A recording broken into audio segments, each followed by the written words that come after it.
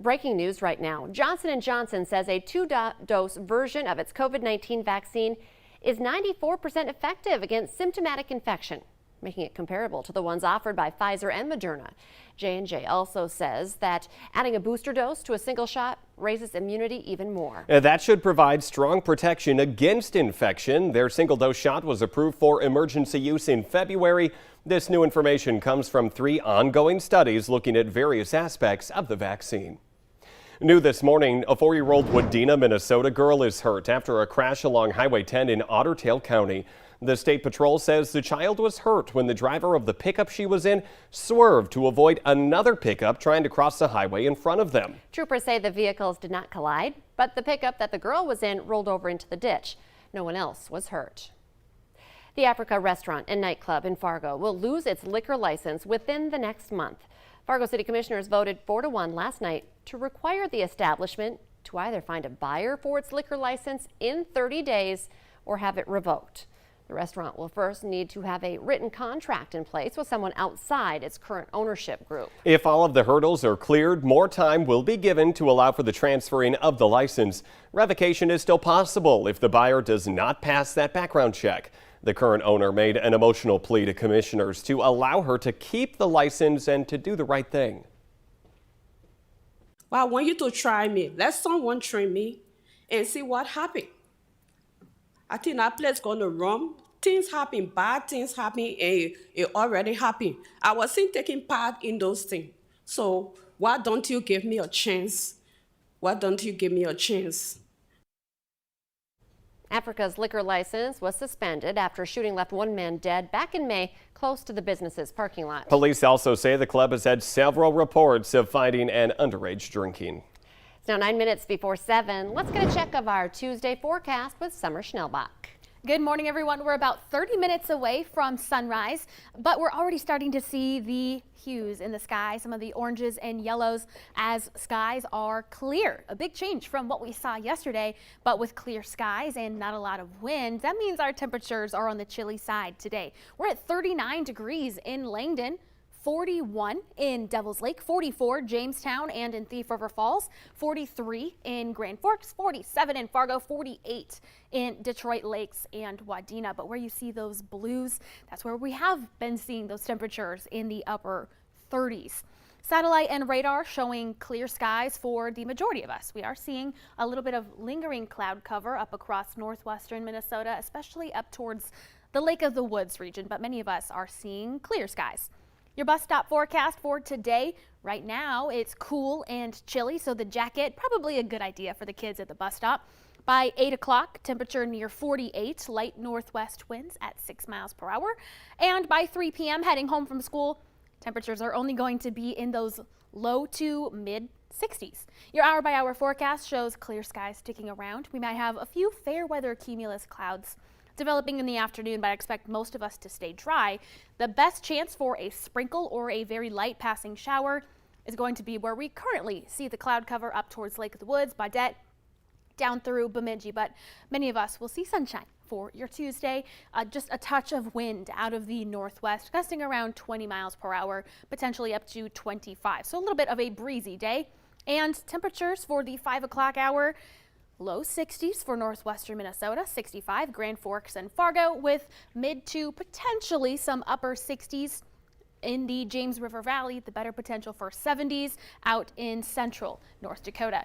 Your planning forecast shows a little bit of a warm up tomorrow, the first day of fall, just a touch warmer for Thursday, slightly above seasonal average, and by the weekend, things are looking great. Might see a few showers Friday, but otherwise dry for Saturday and Sunday for all your fall activities outside. Yeah, but make sure you grab the jacket this morning. A little chilly in some parts. Yeah. All right. Thank you, Summer. Breaking overnight, Justin Trudeau has won a 3rd term as Canada's Prime Minister. Trudeau will form a new government, but his gamble to win a majority of seats failed. Trudeau's Liberals were leading or elected in 156 seats, one less than they won in 2019 and 14 short of the 170 needed for a majority in the House of Commons. Trudeau called a vote in 2019, hoping for approval of his free spending response to COVID. Speaking to a crowd of supporters overnight in Montreal, Trudeau said voters gave him a clear mandate to get Canada through the pandemic. In New York today, President Joe Biden is set to address the week-long meeting of the United Nations General Assembly. His UN debut as president comes as his administration works to strengthen relations with allies and reassert Washington's role in global affairs. High school students in the Northern Valley are mourning the death of a fellow student. Crookston police were called to the 400 block of Summit Avenue yesterday morning for a report of an unconscious girl. Soon after police arrived, officers say the 16-year-old was pronounced dead. The Crookston school superintendent says the district is providing grief counseling and support for both students and families. Police say her death appears to be an isolated incident with no other people believed to be involved. The teen's body is being sent to Grand Forks for an autopsy. A recent spike in the number of deadly drug overdoses in Cass County has the attention of city leaders in Fargo. Data from the Cass County coroner shows drug overdose deaths in the county increased 55% between 2019 and 2020. But for this year, county health officials project an overall decrease of deadly overdoses by about 8%. As of September 15th, there have been a total of 38 drug-related deaths. By the end of the year, that number is projected to reach 54. Last year, there were 59. Well, I think it says that we are definitely making a lot of headway. We're getting the word out about overdose. We're getting the word out about the availability of Narcan. We're training individuals on how to use it, on where to get it. In the first 6 months of this year, nearly 3,800 doses of Narcan were administered. Visitor restrictions are back in place at all Essentia hospitals because of increased transmission of COVID-19. 2 adult visitors will be allowed per patient per day. The hospital also says patients with COVID-19 are not allowed visitors, but there may be some exceptions depending on the situation. A person who is considered to be essential to the care or safety of a patient will be allowed visitation. General visitation hours at the hospital are from 9 in the morning to 6 at night. A nonprofit developer has plans for the site of that old Kmart on South University Drive. Fargo-based Beyond Shelter has plans to develop affordable housing for seniors. The proposed project would happen in 2 phases and include 2 buildings with 46 units each. Amenities would include a community room, library, and fitness center. No word yet on when the project plans will be finalized. Do you and your family have an escape plan in case of a fire? That's the big question local fire departments are asking you. The Valley Today's Brian Sherrod joins us live from the fire department with some important advice. Good morning, Brian. And good morning, Jordan and Lisa. You're exactly right. You want to have safety as your number one concern at all times. And of course, I'm here with Travis to talk all about that. Thank you again for being here with me this morning. Absolutely. You know, as we're talking about is having an overall safety plan for if a fire was happening in your home, what should people know and should be doing? So the things that we talk to the kids during Fire Prevention Month when we go out and visit them in their elementary schools is the importance of not playing with matches and lighters and putting them in safe places, having a working smoke alarm in their bedrooms, checking them to make sure that they do work, and then if they ever do go off, how those children can get out safely if they're not able to go out the front door, knowing how to use the window, and then when they get someplace where to meet as a family to make sure everybody's safe, and what number to call to get emergency responders there as fast as possible. So I know with the few seconds that we do have left, how important is it to make sure that none of the exits are blocked? Well, it's very important to make sure that the windows operate properly, that your kids know how to use them, that there's nothing in the way going out of your house, and then just listening to your kids because they're going to be concerned on how to use them and if they are able to use them properly because these are just little kids we're talking about who have genuine concerns. Awesome. Well, thank you so much, of course, for providing that safety plan. And, of course, everything we just mentioned can be found at valleynewslive.com. Brian Sherrod reporting live. Thank you.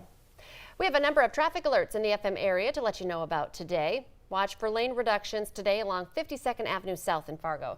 Starting in just a few minutes at 7 a.m., crews are shutting down 1 lane of traffic both eastbound and westbound between 25th and 31st Streets. They're making street surface repairs along that stretch and should be done by the end of the workday on Thursday. And 3rd Avenue North in Fargo will be closed for a few hours this morning for work on a building in that area. The closure will be eastbound, Broadway to 5th Street North. Road should be open by mid-morning. And there will be a 4-way stop sign at the intersection of 13th and Cheyenne in West Fargo as crews make repairs there. The left turn lanes will close intermittently to allow for installation and repairs. All repairs are expected to be complete by the end of the day. And a reminder for people driving along I-94 and Highway 10. One lane in each direction will be closed through Thursday as crews make bridge inspections in Moorhead. They checked westbound I-94 the other day. They'll switch to eastbound today, and tomorrow they'll be inspecting that Veterans Memorial Bridge on Main Avenue. Let's get the answer now to our question of the morning on Facebook. That question, 45% of Americans say they sometimes dream about this. I guess if you go to bed hungry, the answer is food. Remember, you can play along every weekday morning. Just head to our Valley News Live Facebook page. And today I have to say it's a very special day. My sister Lori, it's her birthday. Happy birthday, Lori. Yes, so we have to say happy birthday to her. Thanks for being an amazing sister. But the Today Show and CBS This Morning are just about to start. The Valley Today rolls on. More live up-to-the-minute news and weather on the Fargo CW.